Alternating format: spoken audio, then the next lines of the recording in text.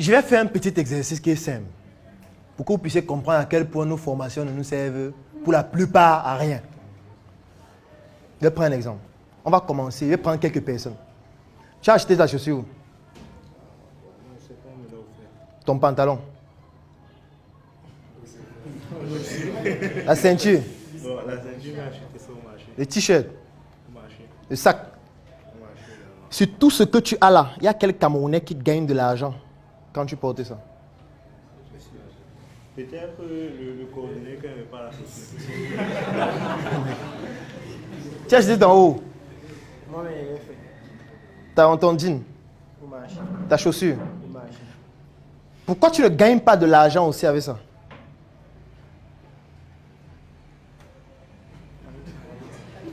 Ok. Les cheveux, le sac, le cahier, la robe, les chaussures. Pourquoi tu ne gagnes pas de l'argent avec ça? Tu ne trouves pas que les gens achètent ça régulièrement? Ou ça ne t'intéresse pas? C'est donc ça qui est grave. C'est ça qui est dangereux. Pourquoi l'école ne nous apprend pas à gagner de l'argent avec ce qu'on utilise chaque jour qui est en train d'enrichir les autres? Oui? Je n'ai pas compris la différence entre le commerce et l'entrepreneuriat. Entre quoi? Le commerce et l'entrepreneuriat. Je ne suis même pas encore dans tout ça. Je suis d'abord dans gagner de l'argent. Même si tu importes, importe aussi tu vends, non? Tu gagnes d'abord de l'argent. Tu vas fabriquer après. Pourquoi tu veux fabriquer maintenant? Pourquoi l'école ne nous apprend pas ça? L'école devrait nous apprendre d'abord à gagner de l'argent avec ce qu'on utilise chaque jour. Je vais prendre un exemple. Est-ce qu'il y a quelqu'un dans cette salle qui sait fabriquer le cahier? Vous ne connaissez pas fabriquer le cahier? Mais comment est-ce qu'on peut utiliser un matériel chaque jour à l'école et on ne sait pas fabriquer ça? Bon, il y a quelle école qui apprend à fabriquer les cahiers au Cameroun? Voilà, ça devient intéressant. Vous connaissez le marché du cahier au Cameroun, combien de milliards ça représente? Donc chaque jour, nous on va seulement acheter le cahier, aller étudier, mais personne ne va s'intéresser à fabriquer le cahier et vendre. Parce que si vous commencez à fabriquer le cahier et vendre, ça devient pertinent. Hein? Parce que vous allez vous retrouver dans une salle de classe où vous pouvez réussir à convaincre vos camarades d'acheter votre cahier, ou même tout l'établissement. Ou créer même une entreprise avec vos camarades pour fabriquer un cahier, une marque de cahier, et jouer maintenant le lobbying de telle sorte que, avec vos amis, vous réussissez à vendre ce cahier-là dans l'établissement ou en dehors. C'est pertinent, parce que le marché du cahier représente des milliards chaque année. Est-ce que vous savez fabriquer les stylos? Est-ce qu'il y a une école au Cameroun qui apprend à fabriquer les stylos? Il faut donc vous intéresser à créer une école comme ça. Ou à fabriquer les stylos vous-même. Ou alors, si c'est trop compliqué, à acheter les stylos, vendre. Quand vous allez commencer à gagner de l'argent, vous vous intéressez à comment fabriquer les stylos.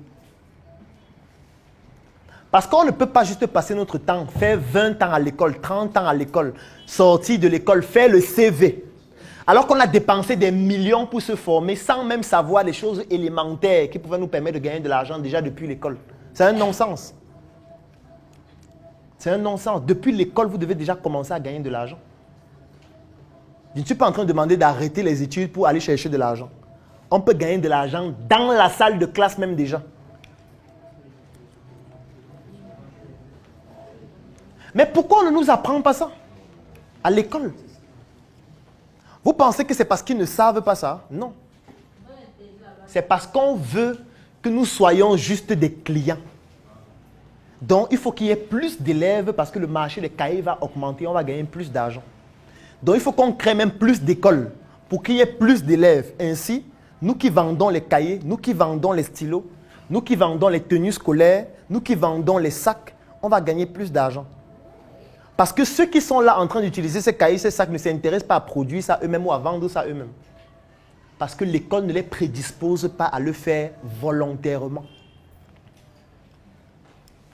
Et c'est donc le temps de prendre conscience de ça et de faire en sorte que ça s'arrête.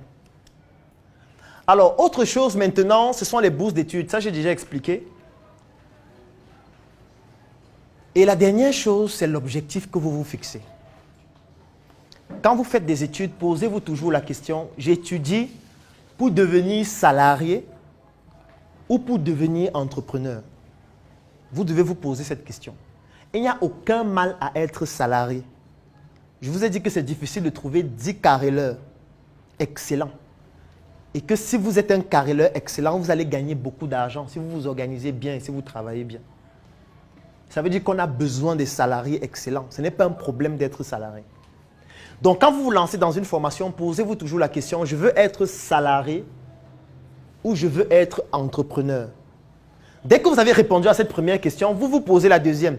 Est-ce que la formation que je suis en train de faire actuellement me permet de devenir un très bon salarié ou un très bon entrepreneur? Si vous vous rendez compte que ça ne le permet pas, vous pouvez compléter cette formation vous-même de manière autodidacte. Et aujourd'hui, Internet permet de le faire.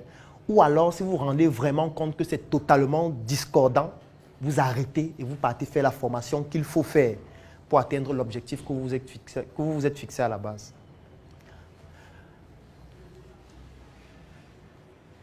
Est-ce qu'il y a une école qui apprend à devenir patron?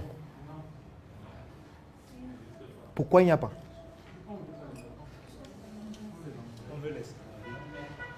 D'accord. Est-ce qu'il y a une école qui apprend à devenir salarié?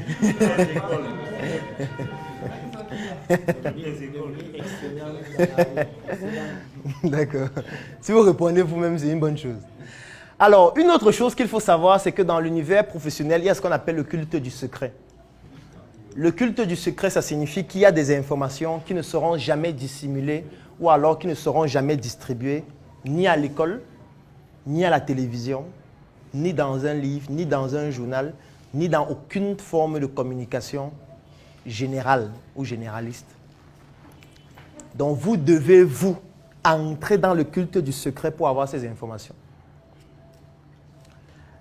Je vais vous prendre un exemple. Est-ce qu'il y a les Bouddhas dans la salle? D'accord. Je vais vous prendre un exemple que les Bouddhas utilisent. Alors, les Bouddhas ont une technique que je trouve magnifique. Et voici comment ça fonctionne.